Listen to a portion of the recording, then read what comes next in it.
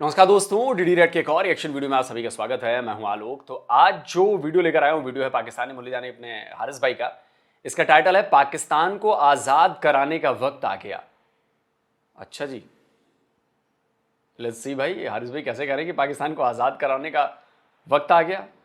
बड़ा मशहूर कॉल है कि पाकिस्तान की आर्मी कभी कोई जंग जीती नहीं, लेकिन इलेक्शन कभी हारी नहीं। पाकिस्तान की मिलिट्री इंडिया से कभी कोई जंग जीती नहीं, लेकिन अपनी आवाम के खिलाफ सारी जंगें जीती है। इन्होंने पाकिस्तान का आर्ग्यूबली सबसे पॉपुलर लीडर जो था जुल्फकार अली भुट्टो, उसको फांसी दी। फिर उसके बाद बेनजीर भुट्टो को कभी उतारा तो नवाज शरीफ को चढ़ा दिया, फिर नवाज शरीफ को उतार दिया तो बेनजीर को चढ़ा दिया, फिर उसको उतार दिया, फिर नवाज शरीफ को हटा दिया, फिर एंड में नवाज शरीफ को जेल में डाल दिया। वाजपेयी साहब जब दोस्ती का हाथ बढ़ाने आए मीनार पाकिस्तान पे, उन्होंने कहा कि पाकिस्तानियों को ये शिकायत है ना कि भारत ने कभी पाकिस्तान का वजूद तस्लीम नहीं किया। उन्होंने वजूद भी तस्लीम किया। मीनार पाकिस्तान की तकरीर में उन्होंने कहा कि हम आपको कबूल करते हैं और हम चाहते हैं कि आप आगे तरक्की करें। वो बेचारे यहाँ पर आए सारी चीजें भूल भाल के, तो जनरल मुशर्रफ ने कारगिल पे मुजाहिदीन छोड़ दिए। फिर वहां पे दोबारा से पिटाई हो गई। इन्होंने जितनी जंगें की सारी हार गए। 1965 में ऑपरेशन जिब्राल्टर किया, कश्मीर में चढ़ा दिया। जब इधर से वो लाहौर आने लगे तो उन्होंने कहा कि वो देखें जी हम जंग जीत गए। 1971 में भी उन्होंने इसी तरह किया। उन्होंने कहा कि आपने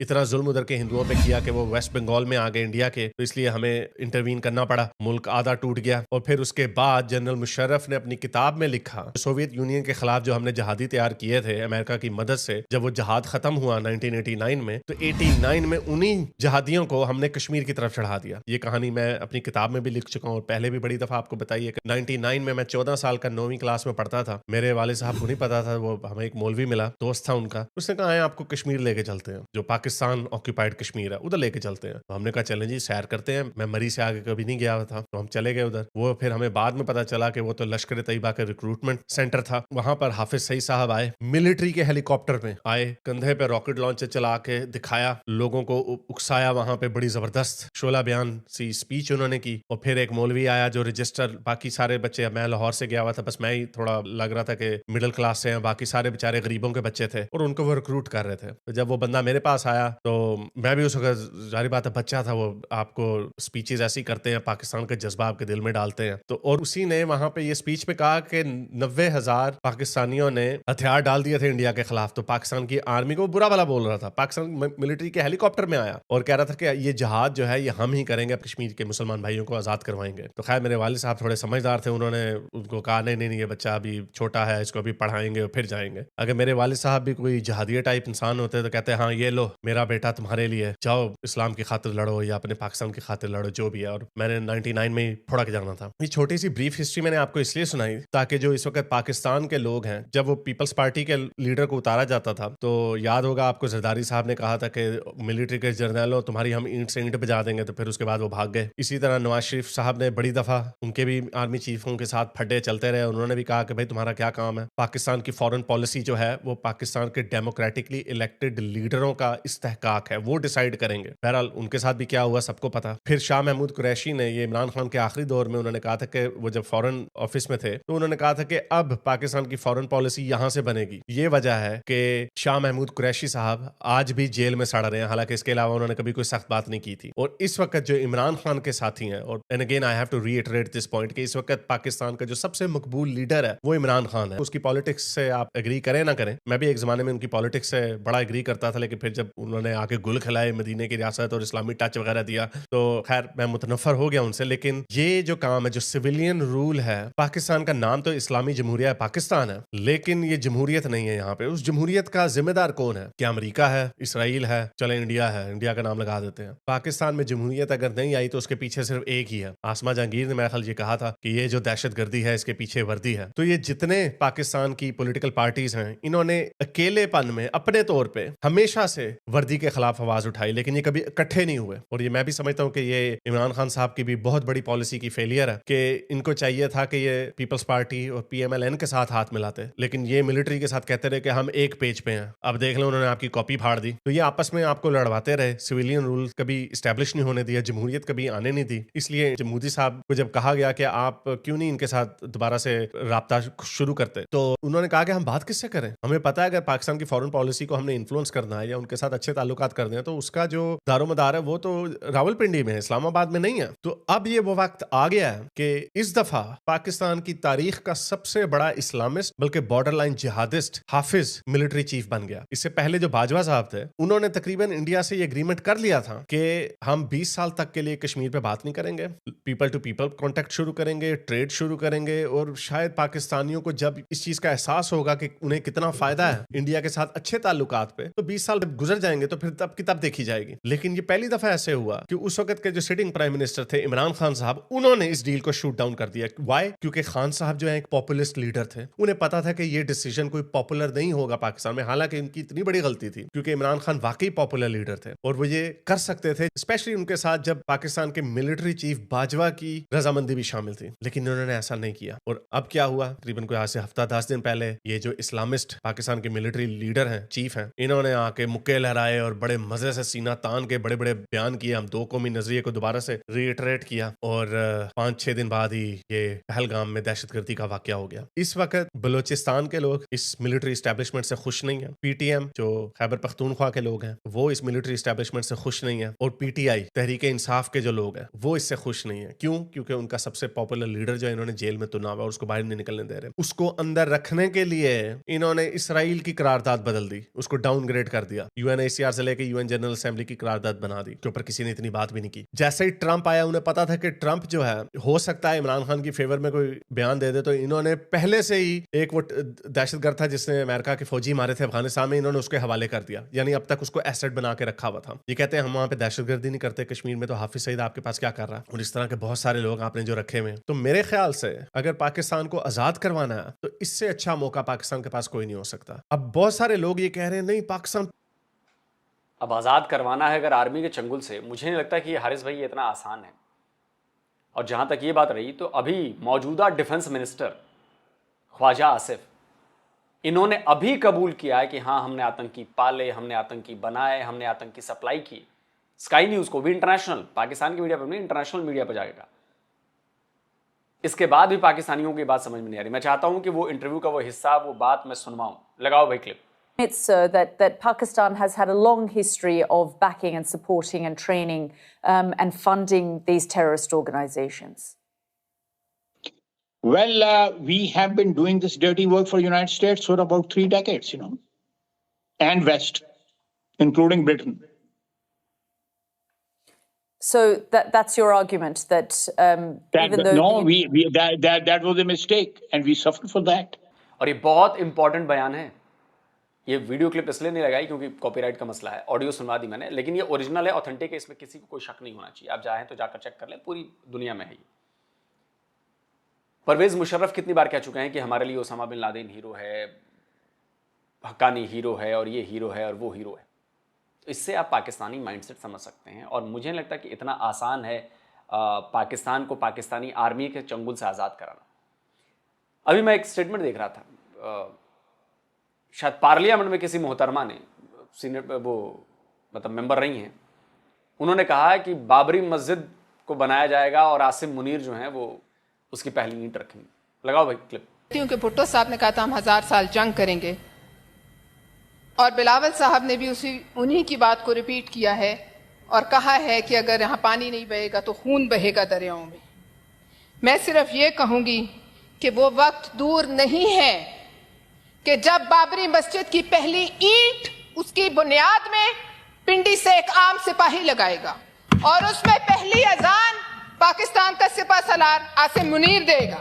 अब जरा हारिस भाई आप सोचिए कि इस कदर की नफरत जो है ये मौजूद है, आपको लगता है कि भारत और पाकिस्तान के रिलेशन अच्छे हो जाएंगे या पाकिस्तान आर्मी के चंगुल से छूट जाएगा? आसिम मुनीर को एज ए हीरो पेश किया जा रहा है, आसिम मुनीर को एज ए वो लीडर पेश किया जा रहा है जो पाकिस्तान को कश्मीर भी दिला सकता है, जो भारत को नेस्तनाबूद करवा सकता है और बाबरी मस्जिद दोबारा बनवा सकता है। ये गधे तो इस लेवल पर सोच रहे हैं। उनको डेवलपमेंट से कोई मतलब नहीं है, उनको एजुकेशन से कोई मतलब नहीं है, उनको इंडस्ट्री से कोई मतलब नहीं, उनको सेल्फ रिलायंस से कोई मतलब नहीं। आप जरा सोचिए, न इनोवेशन से, न इन्वेंशन से कोई मतलब नहीं, न एआई की रिसर्च से कोई मतलब है। नहीं करा सकते आजाद हारिस भाई, नहीं करा सकते। आवाम को उठना पड़ेगा ना। आवाम उठेगी तभी पॉलिटिकल लीडरशिप को हौसला मिलेगा, हिम्मत मिलेगी, नहीं हो पाएगा। लोग ये कह रहे हैं नहीं पाकिस्तान का पहले बड़ा बुरा हाल है, ये आर्मी चीफ इस तरह की हरकत क्यों करवाएंगे? बड़ा सिंपल सा आंसर है, ये कोई इतनी बड़ी बात नहीं है। एक तो उनके अपने अल्फाज से पता चलता है कि उनकी जहनीत क्या है। दूसरा, ये बड़ा एक्सेप्टेड बिलीफ है कि उन्हें पीस की जो बाजवा साहब की जो कोशिश थी, वो उस पॉलिसी को, उस डॉक्ट्रिन को बड़ा गलत समझते हैं, और उसके पीछे उनकी वजह है। वो ये समझते हैं कि बाजवा ने अगर इतनी कंसेशन इंडिया को दी भी तो ना क्रिकेट हुई ना ट्रेड हुई, वो तो आपको मुंह भी नहीं लगाते, आपसे बात भी नहीं करते, और ऊपर से बलोचिस्तान में इंडिया जो है शरारतें करवा रहा है, दहशतगर्दी करवा रहा है। ये उनका नैरेटिव मैं आपको बता रहा हूँ। और उसके बाद पाकिस्तान की हिस्ट्री में पहली दफा पाकिस्तान की आर्मी को इतनी गालियां पड़ रही हैं। क्यों? क्योंकि जो इन्होंने महाजराई की हुई है पीटीआई के साथ। मैंने कुछ प्रो पीटीआई जर्नलिस्टों से, तजिया नगारों से बातें की, और उन सारों ने कहा कि हमारा बड़ा दिल करता कि हम आवाम को बगावत का कह दें, लेकिन हम कह नहीं सकते, जारी बात है, सबकी मजबूरियां होती हैं। इवन के मोस्टली वो जो प्रो पीटीआई जर्नलिस्ट हैं वो खुद तो बाहर बैठे हुए हैं, लेकिन फिर भी उनकी जो फैमिलियां हैं, जायदादें हैं, वो तो पाकिस्तान में ही हैं, और वो ये देख चुके हैं पिछले 2 साल में 9 मई के बाद क्या हुआ। इन्होंने पंजाब में पहली दफा पाकिस्तान की औरतों को उठाया। वीडियो पड़ी हुई है जहां पे एक प्रो पीटीआई बंदे को, उसकी मां को वर्दी वाले आके कह रहे हैं कि तेरे इसका रेप करेंगे इसके सामने। और ऐसी कोई सैकड़ों के करीब स्टोरीज मौजूद हैं कि अपनी ही औरतों को, फिर बात आ जाती है ना, वो मिसिंग पर्सन बलोचिस्तान में होता था या पख्तूनख्वा में होता था, पावर का हब है पंजाब, वहां पे इस तरह की हरकत नहीं होती थी, लेकिन ये पहली दफा ऐसे हुआ कि इन्होंने पीटीआई की औरतों को उठाया। इतने बुरे तरीके से इन्होंने इंसानी हकूक की खिलाफ वर्जी की कि अब उन सारों की आंखें तो खुल चुकी हुई हैं, लेकिन खौफ बड़ा फैला हुआ। और अब उन्हीं लोगों से, उन्हीं जर्नलिस्टों से कहलवाया जा रहा है कि आप पाकिस्तान की फेवर में स्टेटमेंटें दें, लोगों को इकट्ठा करें। तो ये जो सवाल आता है कि वो ऐसा क्यों करेंगे, एक तो वो बाजवा की डॉक्ट्रिन से एग्री नहीं करते थे, और दूसरा उनकी ये मिसकैलकुलेशन हो गई। उन्होंने कहा कि ये एक यूनिफाइंग फैक्टर होगा, ये पूरी जो कौम इस वक्त डिवाइडेड है, जो फौज को बड़ी गालियां पड़ रही है, सारे इकट्ठे हो जाएंगे। और अफसोस की बात यह है कि बहुत सारे लोग वाकई इकट्ठे हो गए। मैं देख रहा था वो शहबाज गिल बड़ी बड़ी बड़के मार रहा, और तुम भूल गए हो कि तुम्हारे कहां पे करंट मारे थे इन्होंने, तुम भूल गए हो कि तुम्हें 3-4 महीने कितना बुरे तरीके से तुम्हें टॉर्चर किया था, और अब तुम जो बचपन से तुम्हारी ब्रेन वॉशिंग हुई है भारत के खिलाफ, वो नंबर बनाने, अब ये चूरन नहीं बिकेगा। उनको पाकिस्तान से कोई इंटरेस्ट नहीं है, उनको इंटरेस्ट है अपनी सॉलिडारिटी, उनको अपना नेशनल इंटरेस्ट पसंद है, और वो इस वक्त तुले हुए हैं। मुझे नहीं पता कि जंग होगी या नहीं होगी। अब उन्होंने पानी बंद किया और फिर दोबारा से छोड़ दिया, और अब वो ये कह रहे हैं, मैं उनको सुन रहा हूँ, बहुत सारे यही कह रहे हैं कि हमने ऐसा करना, पानी जमा करना, पानी रोकना, फिर छोड़ देना, फिर जमा करना, फिर छोड़ देना, और इसी तरह इनके साथ शरारतें करते रहना। दूसरा, अभी उनकी नेवी ने अभी एक लेटेस्ट मैप भी जारी हुआ है, मैं दिखाता हूं। तो इस मैप को जरा देखिए, ये 4-5 दिन के अंदर का मैप है। एक आपको दिख रहा होगा कि एक में पानी आपको दिख रहा है, उसके बाद दूसरे में आपको दिख रहा है कि बिल्कुल सूखा दिख रहा है। अब ये मैप ट्विटर पे बहुत ज़्यादा वायरल है। मैंने कोशिश करी तो हर जगह से मुझे लगा कि ये जेन्युइन मैप है। हो सकता है कि ये गलत हो, लेकिन ये सैटेलाइट इमेजेस दिखाई दे रहे हैं। हो सकता है कि इसको फोटोशॉप की मदद से बनाया गया हो, लेकिन प्रॉब्लम तो आ रही है, प्रॉब्लम बढ़ रही है। और पाकिस्तान के लोग ये जानते हैं, पाकिस्तान की लीडरशिप समझ गई है कि भारत का मूड इस बार क्या है। वरना रात के 2 बजे 3 बजे उठ के प्रेस कॉन्फ्रेंस करने की जरूरत नहीं पड़ती कि अपने अब्बू अमेरिका के टाइम पर उठ के, कि अमेरिका में अब्बू हमारे उठ गए होंगे, चलो अब हम प्रेस कॉन्फ्रेंस करते हैं। वरना रात के 2-3 बजे कौन प्रेस कॉन्फ्रेंस करता है जी? कौन करता है? आप जरा सोचें कि अगर फटी नहीं पड़ी है, अगर आप तनाव में नहीं है, आपको लगता है कि कोई दिक्कत नहीं है, तो आपको क्या फील हो रहा है? आपको क्या फील हो रहा है? रात के 2-3 बजे आधी रात में आपको प्रेस कॉन्फ्रेंस करने की क्या जरूरत पड़ रही है अमेरिका की टाइमिंग्स मिलाकर? नेवी ने कुछ वीडियोस रिलीज की, उन्होंने दिखाया अपनी वॉर रेडीनेस को अरेबियन सी में, कि नेवी भी हमारी तैयार है, हमें उन्हें हुक्म का इंतजार है। पाकिस्तान की फौज है, उन्होंने अपने टैंक और हाउइट्सर वगैरह वो सारे मूवमेंट पे लगा दिए हैं, और उनकी वो पूरा मुल्क रेड अलर्ट पे उन्होंने खड़ा कर दिया। पता नहीं क्या करेंगे, लेकिन उन्हें पता है, सबको पता कि लॉन्ग टर्म वॉर पाकिस्तान नहीं लड़ सकता इंडिया के साथ। क्वेश्चन ये है कि क्या इंडिया लॉन्ग टर्म वॉर करेगा, क्या इंडिया बड़ी जंग करेगा? मुझे नहीं पता। बहुत सारे लोग मैं देख रहा हूँ नहीं करेंगे। कई लोग कह रहे हैं कि कंटिन्यूड सर्जिकल स्ट्राइक्स होती रहेंगी। पहले जिस तरह उन्होंने बालाकोट पे सर्जिकल स्ट्राइक की थी, वो एक की थी, इन्होंने डिनाई कर दिया, उन्होंने कहा कुछ हुआ ही नहीं। यानी वो deterrence as far as India is concern, अगर आपने कोई एक्शन लेना है, अगर आपने वाकई डिटरेंस दिखानी है, अगर आपने वाकई अपने 27 बंदे जो इन्होंने कत्ल किए हैं उनका नाम पूछ के, मजहब पूछ के, उनके सरों पे गोलियां मारी उनकी बीवियों के सामने, फिर कहते हैं दहशतगर्दी का कोई मजहब नहीं है, किसी मुसलमान को तो नहीं मारा, वो एक मुसलमान मारा, वो भी उनको बचाते बचाते मारा। ऊपर से यहाँ पे प्रोपेगेंडा क्या करते होते थे कि जी इंडिया के मुसलमानों पे बड़ा जुल्म हो रहा है, देखें जी वो हम उनके उनके लिए लड़ रहे हैं, या देखो जी उनके ऊपर बड़ा जुल्म हो रहा है, शुक्र हमें कायदे आज़म ने बड़ा अच्छा मुल्क दे दिया। जरा देखें कि उनके जिनके ऊपर जुल्म हो रहा है, जिन इंडियंस के ऊपर, वो क्या बयानात दे रहे हैं। सुनिए जरा अवैसी साहब को। मैं कर रहा हूं, जैसा कि आप तमाम लोग जानते हैं कि पहलगाम कश्मीर में पाकिस्तान के लश्कर तैयबा के दहशत गर्दों ने 23 से ज्यादा हमारे हम वतनों की जानें ली हैं। कई लोग अपनी जान जख्मी हैं, अपनी जान बचाने की लड़ाई लड़ रहे हैं। इस दहशत गर्दाना और वहशियाना जुल्म के खिलाफ मेरी आप तमाम से गुजारिश है कि कल आप जब जुम्मे की नमाज पढ़ने जाएंगे अपने अपने मसाजिद को तो अपने बाजों पर काली बांध कर जाइए, ताकि हम और आप मिलकर मुत्तहदा तौर पर एक पैगाम दे सके इन दहशत गर्दों को कि हम उनकी इस वहशियाना हरकत की मजम्मत करते हैं और हम कभी भी उनको दीन इस्लाम का सहारा लेकर मासूम लोगों को कत्ल करने की इजाजत नहीं दे। हम कभी भी इस बात को बर्दाश्त नहीं करते कि बाहर की ताकतें आकर हमारे हम वतनों की जानों को लें। इसीलिए उनकी मजम्मत करें और कल जुम्मे की नमाज में काली बांध कर अपने मसाजिद। तो वैसी साहब ने तो सीधा सीधा इल्जाम ठोक दिया पाकिस्तान की लश्कर तैयबा के ऊपर। ये एक नया नाम है इन्होंने दिया है, लश्कर तैयबा का ही ऑफ शूट बताया जा रहा है, द रेजिस्टेंस फ्रंट। और वो भी इतने फट्टू निकले, पहले उन्होंने एक्सेप्ट कर लिया, रिस्पॉन्सिबिलिटी एक्सेप्ट कर ली, फिर उन्होंने देखा इंडिया का रिएक्शन, तो 2 दिन बाद कहते हैं वो जी वो हैक हो गया था हमारा अकाउंट, हमने नहीं ये काम किया। अच्छा जी, इंडिया के मुसलमान क्या आपको दिखा रहे हैं, सुनिए जरा और लोगों को।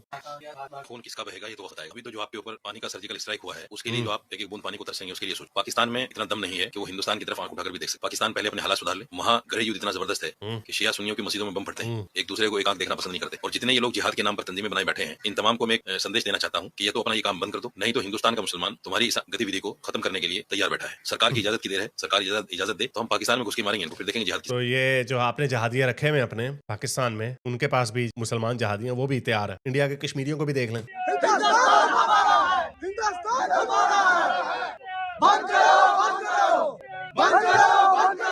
मैं नहीं कह रहा कि सारे कश्मीरी जो हैं वो प्रो इंडिया होंगे या उनके अंदर कोई रिजेंटमेंट नहीं होगी, मैं ये नहीं कह रहा, लेकिन मैं ये जरूर कह रहा हूँ कि ये जो प्रोपेगेंडा हमेशा से किया गया है कि ओ जी हमारे दिल उनके दिलों के साथ धड़कते हैं, आपके अपने मुल्क में आपके लोगों के साथ क्या हो रहा है, आपकी माइनॉरिटीज के साथ क्या हो रहा है, आपको उनकी पर। बिल्कुल बात सही है, आपने ये बात कही है, बिल्कुल 100 के 100 कश्मीरी प्रो इंडिया नहीं है, इसमें कोई छुपी बात नहीं। अभी मैंने 2 वीडियोस पे रिएक्शन दिया, जो बी बॉयज़ हमारे नॉर्थ ईस्ट का हमारा चैनल है और बड़ा ज़बरदस्त चैनल है भाई, दिया हुआ है मैंने उनके लिंक, आप जाकर उनको सपोर्ट करिए। जिस तरह की रिपोर्टिंग उन्होंने जाके की है, मेन स्ट्रीम मीडिया नहीं कर पाया। वो बी बॉयज़ ने जाकर सवाल पूछे, कड़े सवाल पूछे कश्मीरियों से, और कश्मीरियों का कई कश्मीरियों का असली चेहरा दिखा। लेकिन मैं ये नहीं कह रहा कि सारे के सारे कश्मीरी ऐसे हैं, लेकिन कश्मीर में ये बात है, अभी अलगाववाद वाली चीज़ है अभी, और वो अभी रहेगी, ये इतनी जल्दी ख़त्म नहीं होने वाला, ये बात समझ में। लेकिन हमें ये भी देखना है कि जिस आज से 20 साल पहले अगर 100 में से एक भी आवाज़ नहीं उठती थी भारत के समर्थन में, सपोर्ट में, आज 100 में से 20 आवाज़ें उठ रही हैं भारत के सपोर्ट में। तो ये भी एक कामयाबी है कि 20 लोगों ने समझा कि नहीं यार, जो भारत कह रहा है वो बात सही है, हमें अपने देश का सपोर्ट करना चाहिए, हमें उनके साथ नहीं जाना चाहिए। लेकिन अभी भी प्रॉब्लम है, कश्मीरियों के साथ प्रॉब्लम है अभी भी। आपको उनकी परवाह नहीं है तो आपको कश्मीरियों की बड़ी परवाह है। ये ड्रामेबाजी है, प्रोपेगेंडा है, और ये हमेशा से 1 इंच जमीन नहीं उनसे ले सके, और इनको एडवेंचरिज्म का शौक होता। तो पाकिस्तान ने ऐसा क्यों किया अगर पाकिस्तान के हालात इतने बुरे थे? एक तो उन्होंने अपनी कौम को यूनिफाई करना था, दूसरा जेडी वैंस आए हुए थे और उन्होंने कश्मीर के इशू को दोबारा से ग्लोबल इशू बनाना था। हमेशा से ऐसे ही हुआ।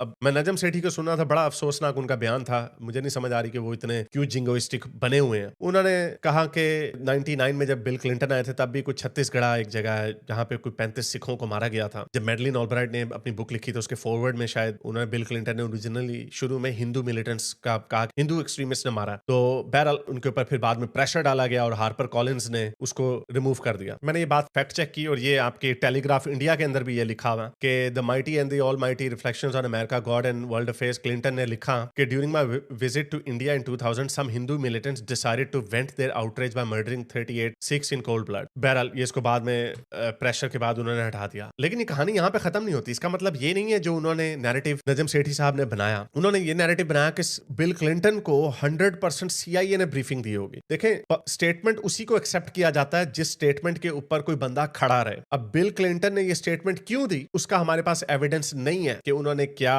उस वक्त अपने जो अमेरिका के स्ट्रेटेजिक इंटरेस्ट थे, क्योंकि आपको याद होगा कि एटलीस्ट अंटिल ओबामा अमेरिका ज्यादा प्रो पाकिस्तान होता था और उसमें अमेरिका के अपने इंटरेस्ट थे। अमेरिका पाकिस्तान को सपोर्ट करने में, इसलिए उन्होंने एक न्यूट्रल सी पोजीशन लेनी थी, या उनका अपना बायस हो सकता है कि ये हिंदू मिलिटेंट से मारा है। बहरहाल उन्होंने उसको चेंज करके रिलीजियस एक्सट्रीमिस्ट बना दिया। तो मैं चैट जीपीटी से बात कर रहा था कि इसकी क्या वजह हो सकती है। क्या बिल क्लिंटन ने कभी इस बात को दोबारा दोहराया? उन्होंने कभी नहीं दोबारा दोहराया इस बात को। क्या इस चीज का एविडेंस है कि उनको सीआईए ने ब्रीफिंग दी थी? नहीं, बिल्कुल भी ऐसी ब्रीफिंग नहीं थी। और फिर चैट जीपीटी ने मुझे वही सजेस्ट किया कि ये जो मैंने आपके सामने बात की कि इसमें बिल क्लिंटन के अपने बायसेस हो सकते हैं। तो इसके ऊपर ये नैरेटिव बना देना कि ओहो जी ये फॉल्स फ्लैग ऑपरेशन है, मुझे तो समझ नहीं आ रही कि ये वही बंदे हैं नजम सेठी साहब जिन्होंने उस मुक्के लहराने की स्पीच के बाद उन्होंने खुद कहा, मैंने अपनी पिछली वीडियो में वो क्लिप चलाया था जिसमें उन्होंने खुद कहा कि ओ ये इंडिया को सिग्नल दिया गया कि आप बलूचिस्तान में शरारत कर रहे हैं तो हम फिर कश्मीर को हम कश्मीर को भी कस सकते हैं। तो आपने ये बात की और वही 5-6 दिन बाद आपके मुंह के ऊपर वो बात आके फट गई, तो अब आप बैक ट्रैक कर रहे हैं। दूसरा उन्होंने हवाला दिया कि जब पठानकोट में वाकया हुआ था तो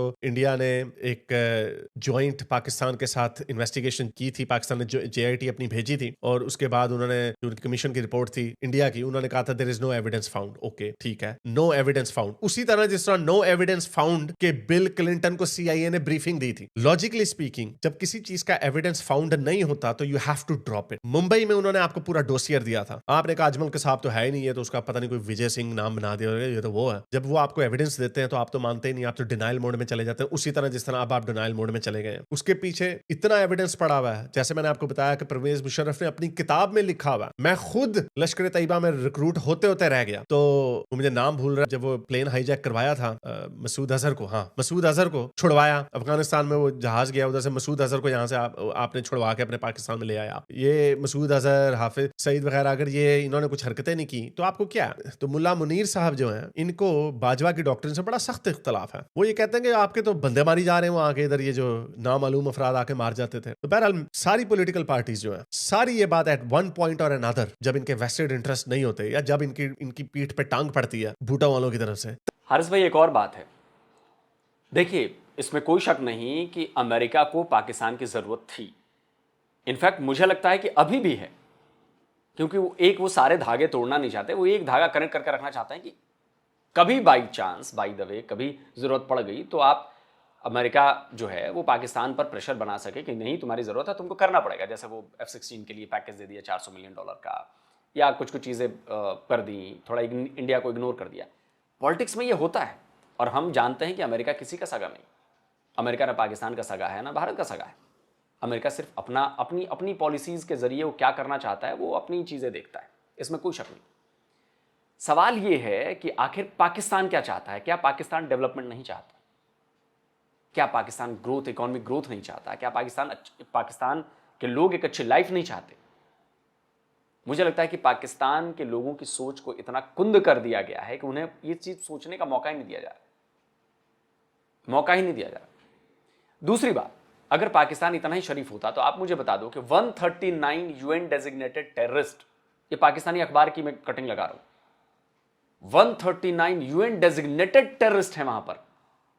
भारत में एक नहीं है यूएन डेजिग्नेटेड टेररिस्ट, और आप भारत पर दहशतगर्दी का आरोप लगाते हो। किस मुंह से आरोप लगाते हो आप? मतलब पाकिस्तान की फौज की बात कर रहा हूं मैं, पाकिस्तान की बात कर रहा हूं।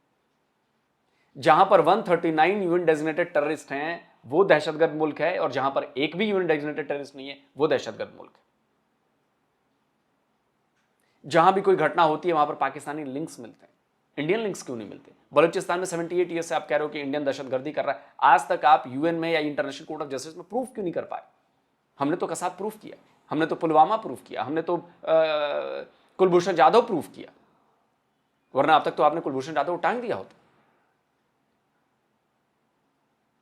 हमने सबूत दिए, हर बार हम सबूत देते, लेकिन डिनायल मोड भी आदमी कब तक बर्दाश्त करेगा? एक लिमिट है। लड़ाई हम भी नहीं चाहते, वॉर हम भी नहीं चाहते। हम जानते हैं कि वॉर में हमारा भी नुकसान होगा यार, हमारे भी लोग मारे जाएंगे, इकोनॉमी को नुकसान होगा, इन्वेस्टमेंट्स को नुकसान होगा, लेकिन इसका सॉल्यूशन क्या है? एक लिमिट है, एक रेड लाइन है। वो रेड लाइन पाकिस्तान क्रॉस कर गया है, और अब इस रेड लाइन पर हम इंडियंस का यह सोचना है कि अब जो होगा देखा जाएगा। जब पाकिस्तान हम पर 4 बार अटैक करके भी सर्वाइव कर सकता है तो हम तो उससे भी बहुत बेहतर है, तो हम एक बार अटैक करके क्यों नहीं सर्वाइव कर सकते? उस पॉइंट है ना। तरफ से। तब ये क्या कहते हैं, तब ये कहते हैं कि हकीकी जमहूरियत नहीं है, हमारे जमहूरियत में आने नहीं देते। और जब अगर आपको मौका मिले, जैसे अब पीटीआई वाले इस वक्त सबसे बड़े विक्टिम्स हैं इस वर्दी के, लेकिन दूसरे चूंकि हुकूमत में बैठे हुए इसे वो बड़े बड़े बयान दे रहे हैं। अब देखें, इन्होंने एक नया खोता लॉन्च किया। मैं देख रहा था कि मरियम नवाज ने और नवाज शरीफ ने एक स्टेटमेंट नहीं दी इसके ऊपर, उन्होंने कोई इंडिया को गाली गलौज नहीं की, लेकिन उन्होंने एक ये एफेड्रीन बाबा है इसको छोड़ा हुआ उसको। सुनिए जरा इसकी क्या बात है। और ये मैं बड़े अरसे से कहता चला आ रहा हूँ कि इंडिया में बहुत सारे लोग प्रो पुतिन है। न्यूक्लियर धमकी कोई कब देता? न्यूक्लियर धमकी तब देते हैं जब आपको पता होता है कि आप कन्वेंशनली जीत नहीं पा रहे। जब भी पुतिन को यूक्रेन वेस्ट की बदौलत उसके नाक में चने चबाते थे तो वो कहते थे उसने कुछ तकरीबन एक दर्जन दफा, तकरीबन 12 से ज्यादा दफा पुतिन ने या उसके हवारियों ने न्यूक्लियर धमकी दी भी है। और 23 में मेरा ख्याल, जुलाई 23 में या 22 में मेरा ख्याल, जब वो यूक्रेन ने अपना काउंटर ऑफेंसिव किया था, तब पुतिन ने टैक्टिकल न्यूक्लियर की धमकी दे दी थी। तो उस वक्त बाइडेन ने कहा था कि बड़ा सख्त रिस्पांस दिया था कि अगर तुमने न्यूक्लियर थ्रेशोल्ड क्रॉस किया तो जितने रशियन यूक्रेन की टेरिटरी में बैठे हुए हैं हमने सबको कन्वेंशनल वेपन से फुड़का देना। और उसके बाद फिर चाइना और इंडिया ने भी कहा कि न्यूक्लियर थ्रेशोल्ड क्रॉस नहीं होना चाहिए। तो ये पता चल गया कि आप एक छोटे से खित्ते के लिए अगर आप हार रहे हैं वहां पे जंग, तो आप अपने पूरे मुल्क को नहीं उड़वाएंगे। I know this is gamble, but लेकिन ये जो न्यूक्लियर डिटरेंस की जो पॉलिसी होती है इसके पीछे बड़ी सिंपल सी फिलॉसफी है। एक तो म्यूचुअली एश्योर्ड डिस्ट्रक्शन की पॉलिसी होती है। तो इसीलिए पाकिस्तान को यही है कि हम कन्वेंशनली तो 10 दिन से ज्यादा जंग नहीं लड़ सकते। तो उसके बाद क्या करेंगे? उसके बाद जी हमने बम चला देना। ये अभी नजम सेठी ने भी यही कहा कि वो भी डरते हैं कहीं वो पागल से लोग हैं, कहीं बम चला ही ना दे। ऐसा हो ही नहीं सकता। अगर इंडिया कश्मीर के ऊपर हमला करता, जो कि मेरी तो ख्वाहिश है कि करे, अगर इंडिया कश्मीर के ऊपर आजाद कश्मीर। हारिस भाई, पाकिस्तान के जो आवाम है पाकिस्तान की, या इस तरह के जो लोग हैं वो बड़े बेवकूफ़ लोग हैं। मैं आपको बड़े एक रिस्पॉन्सिबल बंदे की बात सुनवाता हूं। यह बंदा पाकिस्तानी एयरफोर्स का चीफ रह चुका था, air chief marshal Asghar Khan. पहले उनकी बात सुनवाता हूं और उसके बाद एक हसन निसार भी हैं। चलो मान लिया बहुत सारे मुद्दों पर मेरे और आपके विचार उनसे नहीं मिलते, लेकिन इस मुद्दे पर भी उन्होंने बयान दिया है। ये दोनों लोगों की बातें मैं सुनवाता हूं, उसके बाद डिस्कशन को आगे बढ़ाते हैं। चलाओ भाई, लगाओ। See, our nuclear weapon capability, according to ourselves, is India specific. India specific. This is what we've always said. This is absolutely ridiculous. What do we mean by that? Some madman sitting there will press the button and you'll have nuclear war. and 1 or 2 bombs in Pakistan will finish Pakistan, but won't destroy India. We have no need for this weapon. And if we use it, we'll destroy Pakistan. It's not at all necessary.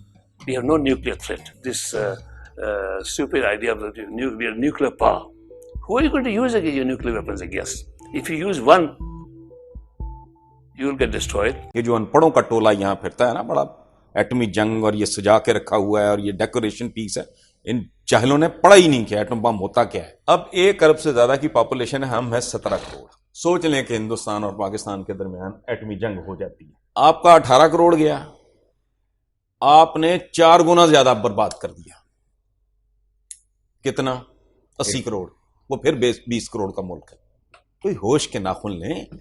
ये पागलों का इधर एक हजूम है, ये एक अजीब तरह का कन्वीन। ये वाहिद कौम है जो अपनी बर्बादी की खबरों का जश्न मनाती है। तो पाकिस्तान के लोगों को ये बात समझनी पड़ेगी कि आप ये जोश में जो ऐसी बातें करते हैं, ऐसा करते हैं, आप इसके अंजाम से परिचित हैं कि अंजाम क्या होगा। हमारा आधा मुल्क तब भी बच जाएगा, भारत तब भी रहेगा, लेकिन क्या पाकिस्तान रहेगा? आपके पाकिस्तानी एयरफोर्स के चीफ कह चुके हैं पाकिस्तान बर्बाद हो जाएगा। आपका एक पढ़ा लिखा बंदा कह रहा है कि पाकिस्तान बर्बाद हो जाएगा, हम तो फिर भी बचे रहेंगे। तो इतनी अकल लगाओ बोलने से पहले। और अगर आपने हम पर न्यूक्लियर स्ट्राइक कर दी, हम तो रोक भी सकते हैं उसको। हमारे पास anti ballistic missile defence system है। हम आपकी मिसाइल, अब मिसाइल से ही मारोगे और किससे मारोगे? मिसाइल के अलावा आपके पास कोई ऑप्शन नहीं है, बैलिस्टिक मिसाइल्स के अलावा। एक आध एयरफोर्स वाले से मार दोगे, वो भी टैक्टिकल छोटे हैं, उनको भी हम इंटरसेप्ट कर सकते हैं। आपके पास कौन सा इंटरसेप्टर है? आपके पास बैलिस्टिक मिसाइल डिफेंस सिस्टम नहीं है, आप नहीं कर सकते। आप ब्रह्मोस को नहीं रोक सकते, आप ब्रह्मोस को नहीं रोक सकते।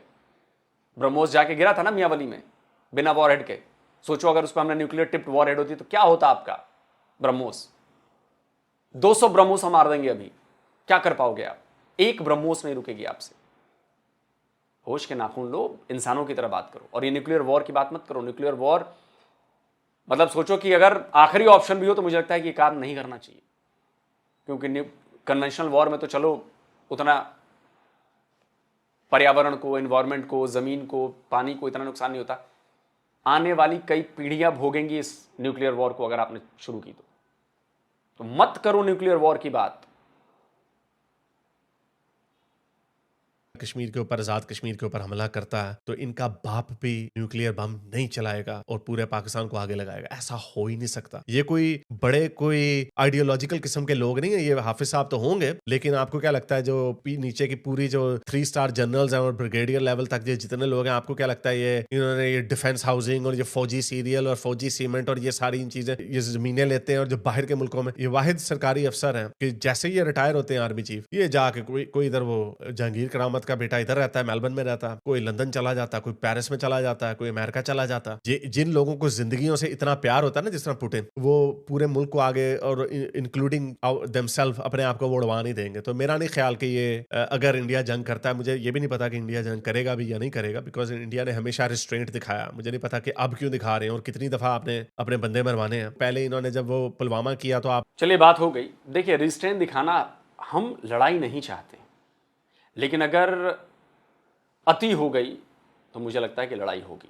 हालांकि अभी मुझे भी नहीं लग रहा कि लड़ाई होगी। स्ट्राइक्स हो सकती हैं, कुछ सर्जिकल स्ट्राइक हो या एयर स्ट्राइक हो या नेवी की स्ट्राइक हो, कुछ तो होगा, थोड़ा बहुत हो सकता है, लेकिन ये फुल स्केल वॉर अभी नहीं होनी चाहिए, अभी नहीं होनी चाहिए। अभी इनको इस कदर तड़पाना चाहिए, चाहे वो इंडस वाटर ट्रीटी हो या बाकी और भी 1000 उपाय हैं, इनको बिल्कुल ऐसा कर दो कि ये बस चिल्लाएं, घुटनों पर आए, रहम की भीख मांगे कि भारत हमें माफ कर दो। इनसे माफी दिलवानी चाहिए, इनको मारना नहीं है, इनको इतना घसीटना है, इतना तड़पाना है कि ये सिसक सिसक कर रोएं और कहें कि यार गलती होगी, भारत हमें माफ कर दो। इस वाली हालत में लेकर आना है, तभी आप इनके मोराल को तोड़ना है, इनको औकात दिखानी, यही होगा। दोस्तों, आप कहें, आप क्या कहते हो, कमेंट में जरूर अपनी राय रखें। जल्द मिलता हूं एक और नए वीडियो के साथ। नमस्कार, जय हिंद। तो अगर आप चाहते हैं मुझसे बात करना, मुझसे कोई सवाल पूछना, तो फैन कॉल पर आप मुझसे कनेक्ट हो सकते हैं। फैन कॉल में ये सुविधा है कि आप अपने हिसाब से वहां पर जाकर टाइम स्लॉट बुक कर सकते हैं कि आपको फलाने दिन मुझसे बात करनी है, फलाने टाइम पे मुझसे बात करनी है। लेकिन ये भी बता दूं कि ये पेड सर्विस है,